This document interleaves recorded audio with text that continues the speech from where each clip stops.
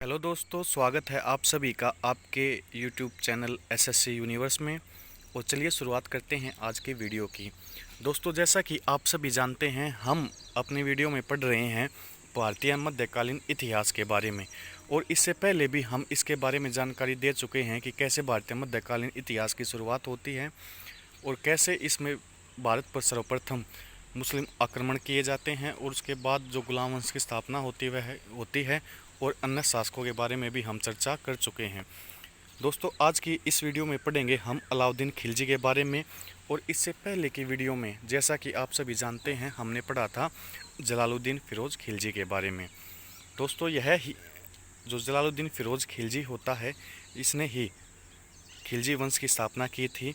और आज हम उसी के भतीजे और जो उसका दामाद भी था अलाउद्दीन खिलजी, उसके बारे में पढ़ेंगे, जिसका कार्यकाल था 1296 से 1316 तक।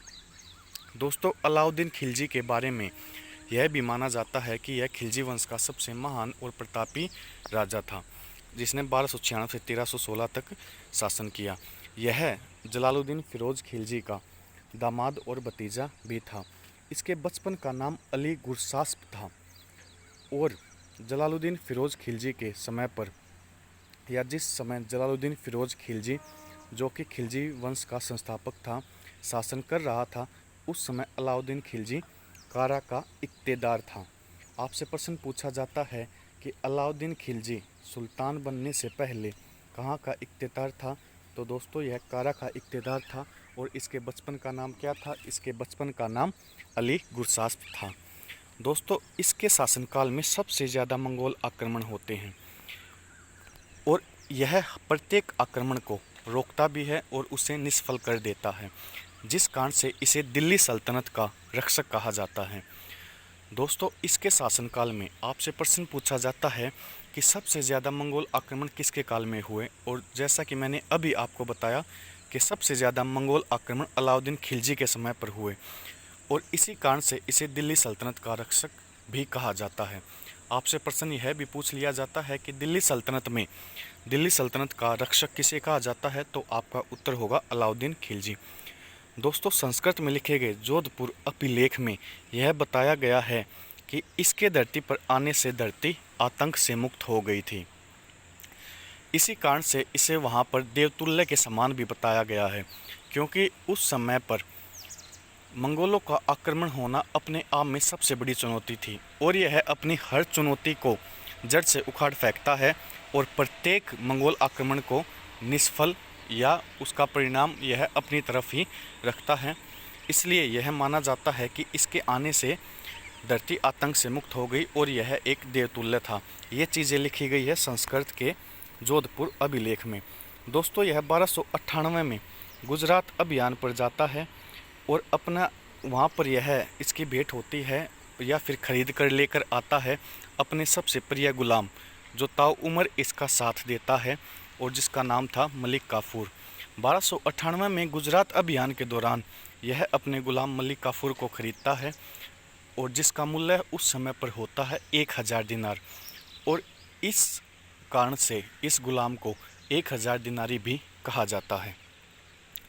दोस्तों, यह 1303 में अपने जीवन के चित्तौड़गढ़ मिशन पर जाता है, जो काफ़ी महत्वपूर्ण था और यह महारानी पद्मावत से संबंधित भी माना जाता है। दोस्तों, इसी के साथ हम आगे बढ़ते हैं और करते हैं चर्चा आगे यह अपने जीवन में क्या करता है, जो परीक्षा की दृष्टि से महत्वपूर्ण भी है। दोस्तों, 1306 में यह दक्षिण भारत अभियान पर जाता है और रामेश्वरम तक के राज्य पर अपना शासन कर लेता है।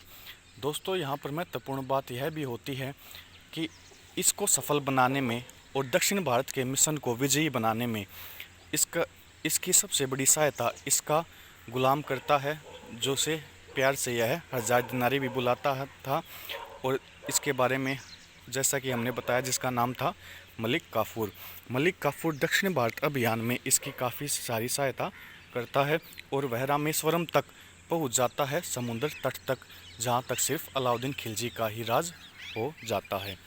दोस्तों, इसे सिकंदर ए सनी के नाम से भी जाना जाता है। 1308 में यह वारंगल पर आक्रमण करता है और वहां से सुप्रसिद्ध हीरा जिसे कोहिनूर का हीरा कहा जाता है, वह प्राप्त करता है वहाँ के तत्कालीन शासक प्रताप रुद्र देव से। उस समय वहाँ के तत्कालीन शासक थे प्रताप रुद्र देव।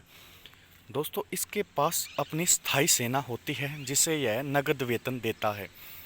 प्रश्न परीक्षा में यह पूछा जाता है कि वह सर्वप्रथम कौन सा सुल्तान था जिसके पास स्थायी सेना थी और वह सैनिकों को नकद वेतन देता था।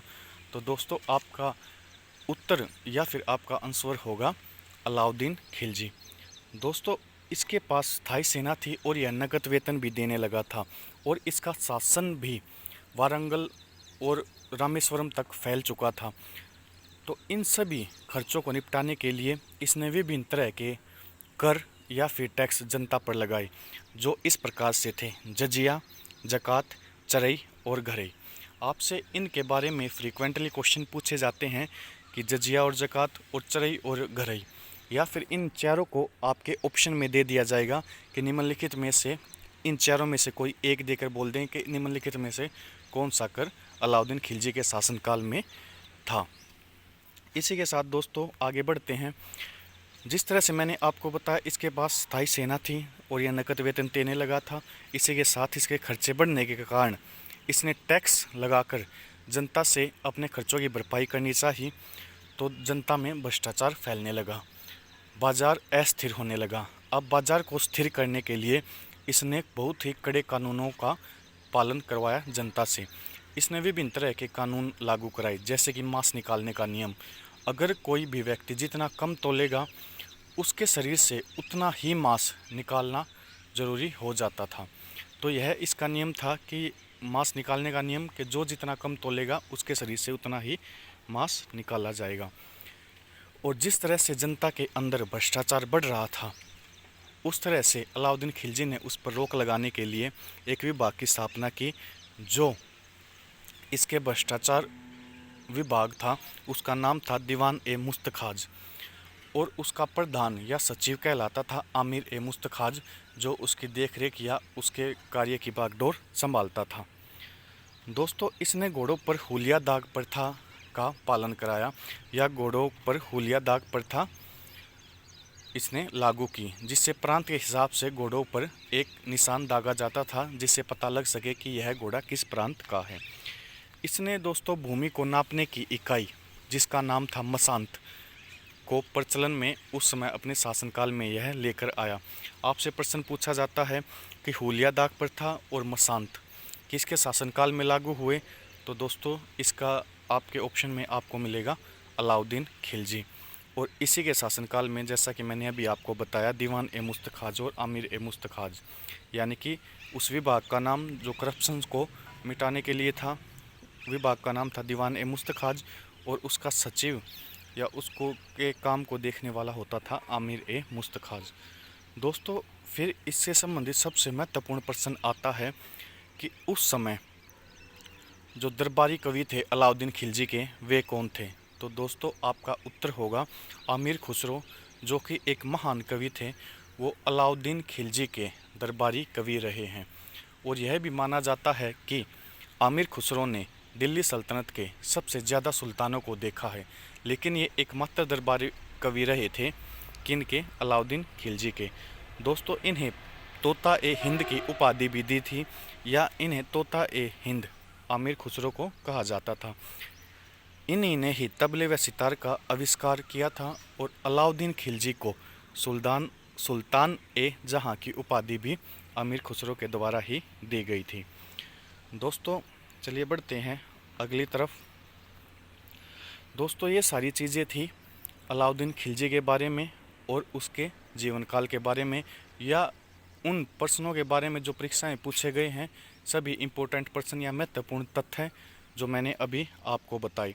अब मैं बात करता हूं उन निर्माणों की जो अलाउद्दीन खिलजी ने कराई और फ्रीक्वेंटली परीक्षा में उससे प्रश्न पूछा भी जाता है।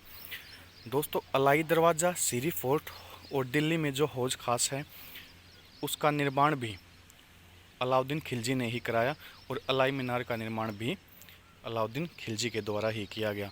दोस्तों, अभी मैंने आपको ऊपर एक पॉइंट में बताया था कि इसके पास स्थायी सेना थी और यह नकद वेतन देता था, और नकद वेतन देने के कारण वहाँ पर इक़्तिदारी प्रथा ख़त्म हो जाती है, यानी कि वहाँ पर इक़्तिदारी का कोई मायना नहीं रह जाता। इसलिए यह भी कहा जाता है या प्रश्न पूछा जाता है कि इक़्तिदारी किसके शासनकाल में समाप्त हुई, तो इक़्तिदारी समाप्त हुई अलाउद्दीन खिलजी के शासनकाल में, या अलाउद्दीन खिलजी ने इसे ख़त्म किया। दोस्तों, इसकी मृत्यु होती है कोढ़ के कारण, कोढ़ लगने के कारण इसकी मृत्यु हो जाती है और इसे दफनाया गया है कुतुब मीनार परिसर में। चलिए दोस्तों, अब देखते हैं कि इसके आगे कौन सा शासक दिल्ली सल्तनत पर शासन करता है। दोस्तों, इसके बाद इसका उत्तराधिकारी होता है मुबारक शाह खिलजी, जो 1316 से 1320 तक दिल्ली सल्तनत पर खिलजी वंश में शासन करता है। दोस्तों, यह कोई ज़्यादा प्रभावशाली शासक नहीं था और न ही इसका प्रभाव जनता पर और इसके राज दरबार में कुछ ज़्यादा वर्चस्व इसका मुबारक शाह खिलजी का था। इसलिए यह सिर्फ 4 वर्ष ही शासन कर पाता है। इसके बारे में जो सबसे ज़्यादा महत्वपूर्ण आपसे प्रश्न पूछा जाता है वह यह है कि दिल्ली सल्तनत में वह कौन सा सुल्तान था जो नग्न होकर या महिलाओं की पोशाक पहनकर अपने दरबार में जाता था। दोस्तों, यह जो शासक था यानी कि मुबारक शाह खिलजी, यह कई बार नग्न अवस्था में अपने दरबार में जाता था, और या फिर यह महिलाओं की पोशाक पहनकर अपने दरबार में जाता था। चलिए दोस्तों, यहाँ से सिर्फ आपका एक ही प्रश्न या क्वेश्चन बनता है। चलिए बढ़ते हैं अब अगले शासक के बारे में। इसके बाद दोस्तों, खिलजी वंश का अंतिम शासक था खुसरो शाह, जो 1320 में शासन करता है। दोस्तों, इससे हटाया जाता है गाजी मलिक के द्वारा, और गाजी मलिक ही इसे आगे हटाकर एक नए वंश की स्थापना करते हैं, जिसके बारे में पढ़ेंगे हम अपनी नेक्स्ट वीडियो में। दोस्तों, आज के लिए सिर्फ इतना ही। अगर आपको हमारी वीडियो अच्छी लगी तो प्लीज़ इसे लाइक कीजिए, हमारे चैनल को सब्सक्राइब कीजिए, और अगर आपको यहाँ पर हमारे पढ़ाए हुए किसी भी तथ्य पर कोई डाउट है तो प्लीज़ उसे कमेंट बॉक्स में ज़रूर लिखिएगा। और दोस्तों, अगर आपने हमारी अभी तक पिछली वीडियो नहीं देखी तो प्लीज़ उन्हें अच्छी तरह से देखिएगा, जिस तरह से आगे आने वाली आपको हर वीडियो अच्छी तरह से समझ में आए। आज के लिए दोस्तों बस इतना ही। Thank you.